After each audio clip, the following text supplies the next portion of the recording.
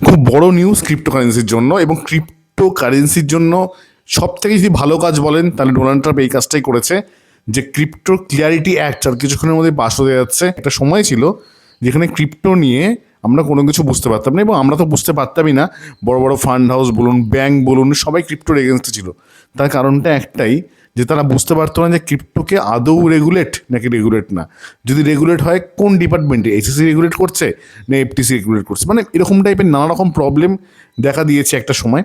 But সেইটাই act নামে pass হচ্ছে, যে ক্লিয়ারিটি অ্যাক্ট, যে ক্রিপ্টো বেসিক্যালি কী এবং একটা ফ্রেমওয়ার্কের মধ্যে ক্রিপ্টোকে নিয়ে আসা হচ্ছে, যেখানে ইথিরিয়াম বলুন বা বিটকয়েন বলুন, ভালো ভালো কয়েন তো অ্যাজ ইউজুয়াল খুব তাড়াতাড়ি পাস করে যাবে।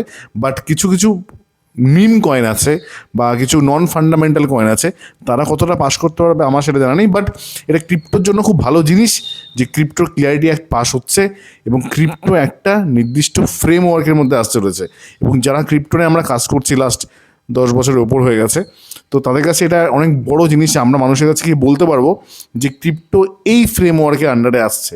সো এটা আমাদের কাছে একটা অনেক ভালো বিষয়।